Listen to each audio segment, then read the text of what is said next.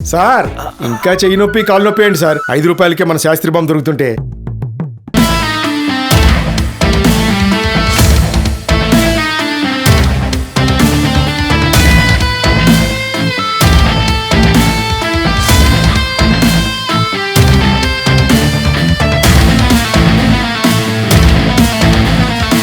నమస్తే, welcome to Suman TV. Nizamabad జిల్లాలో వ్యభిచార గృహాలు పుట్టగొడుగుల్లా వెలుస్తున్నాయని చెప్పుకోవాలి. ఎందుకు ఈ మాట అన్నానంటే, ఏదైతే వినాయక్ నగర్లో ఉన్నామో, వినాయక్ నగర్ పంచముఖి హనుమాన్ బ్యాక్ సైడే, అంటే ఒక నియర్ బై లొకేషన్లో అసలు ఎట్లాంటి ప్లేసెస్లో ఎట్లాంటి పనులు చేయాలనే ఒక ఇంకిత జ్ఞానం లేకుండా ఒక టెంపుల్కి క్వైట్ మనకి బ్యాక్ సైడే మనకి ఒక బ్రోతల్ హౌస్ అయితే వాళ్ళు నడిపించడం జరుగుతూ ఉంది.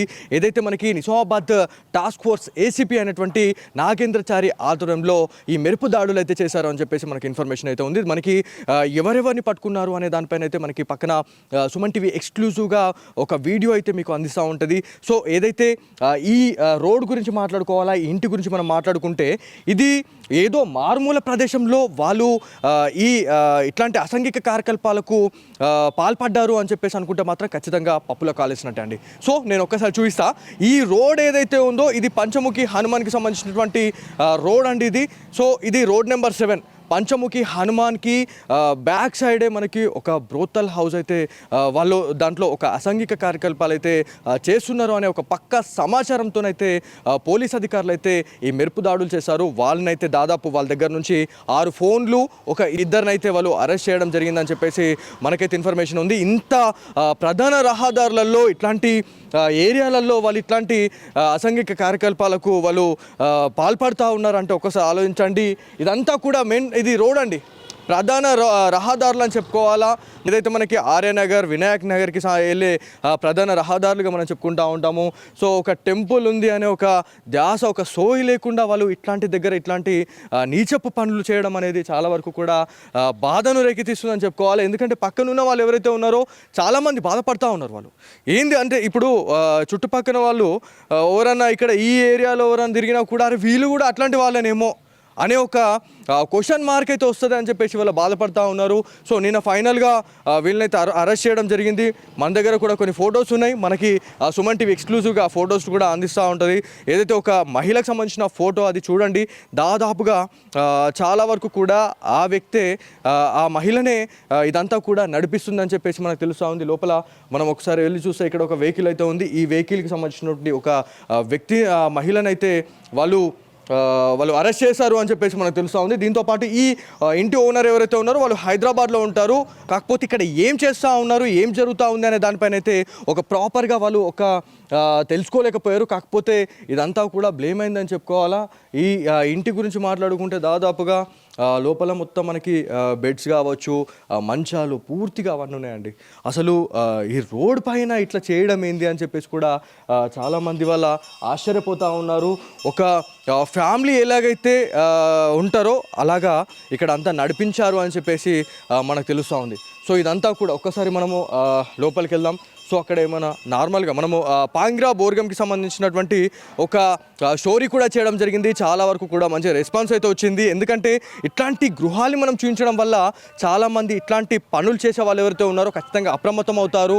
ఇట్లాంటి పనులు చేయకుండా ఉండేందుకైతే ప్రతి ఒక్కటి చర్యలు తీసుకోవాలని చెప్పేసి పోలీస్ అధికారులతోనైతే మనము ఇంటర్గేట్ కూడా కావడం జరుగుతూ ఉంది. సో ఇందులో భాగంగానే మనం ఇక్కడికి వచ్చినాం. సో లోపలికి వెళ్దాం, లోపలికి వెళ్ళి ఒకసారి చూసే ప్రయత్నం చేద్దాం.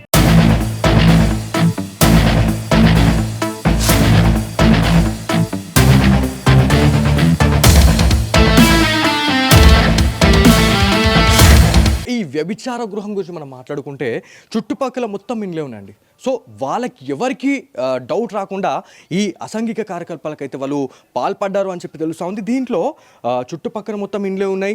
ఎవరిని అడిగినా కూడా మాకు తెలియదు అని చెప్పేసి అంటున్నారు.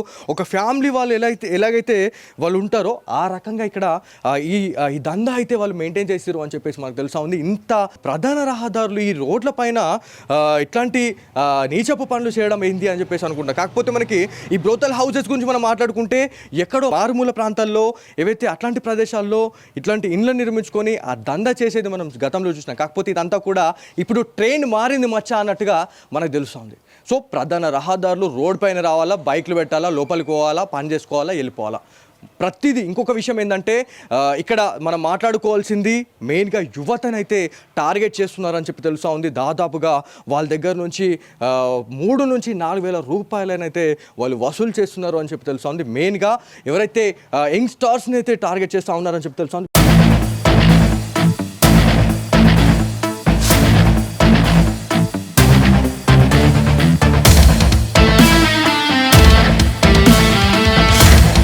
ఇంటి బ్యాక్ సైడ్కి అయితే వచ్చినాం. ఇక్కడ చూడండి ఈ కాంపౌండ్ వాల్ ఇదంతా చూసిన తర్వాత మనకి బ్యాక్ సైడ్ ఒక ఇల్లు ఉంది. వాళ్ళతో కూడా మనం మాట్లాడే ప్రయత్నం చేస్తున్నాం. అసలు ఎప్పటి నుంచి గలీజందాకు పాల్పడతా ఉన్నారు, ఏమైనా మీకు వినికిడి ఏమైనా అయిందా, అసలు ఏమైనా ఎప్పుడైనా వాళ్ళని చూసారా? ఎందుకంటే ఒక ఫ్యామిలీ వాళ్ళు ఉండేది వేరుంటుంది, దాంతోపాటు ఈ అసాంఘిక కార్యకలాపాలకు పాల్పడే వాళ్ళు కొంత వాళ్ళు వే ఆఫ్ టాకింగ్ కావచ్చు, వాళ్ళ బిహేవియర్ అనేది ఒక సెన్స్ అనేది చాలా వేరుగా ఉంటుందండి. సో వాళ్ళని అయితే మేము ఎప్పుడు చూడలేదు, వస్తుండే చేసుకుంటే వెళ్ళిపోయే వాళ్ళు అని చెప్పేసి అట్లా మాట్లాడారు. కాకపోతే ఇక్కడ ఈ హౌసెస్ ఏవైతే ఉన్నాయో వీళ్ళు ఎవ్వరికి కూడా ఇక్కడ ఇట్లాంటి గలీజందా చేస్తున్నారు వీళ్ళు అని చెప్పేసి మాకు తెలిస్తే మాత్రం మేమే వాళ్ళకి ఫస్ట్ దేహశుద్ధి చేసేసి ఇక్కడ నుంచి వాళ్ళని పంపించేస్తుండే అని చెప్పేసి వాళ్ళు చెప్తా ఉన్నారు.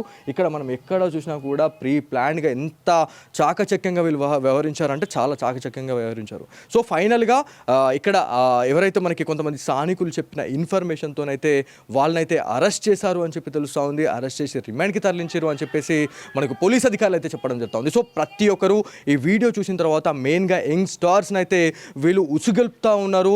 చాలా వరకు కూడా మనకి ఇబ్బంది అయ్యే అవకాశం ఉంటుంది. ఒక్కసారి వీళ్ళ దాంట్లో మనం పడ్డామంటే ఉచ్చులో పడితే మాత్రం ఖచ్చితంగా మనము బయటకు రావడం ఇంపాసిబుల్. సో ప్రతి ఒక్కరు జాగ్రత్తగా ఉండాలని చెప్పేసి మా సుమన్ టీవీ తరపున మేము కోరుతా ఉన్నాం. సో ఇది వీళ్ళ Suman TV special story. Camera person కార్తిక్తో బాలు, సుమన్ టీవీ, వినాయక్ నగర్ నుంచి.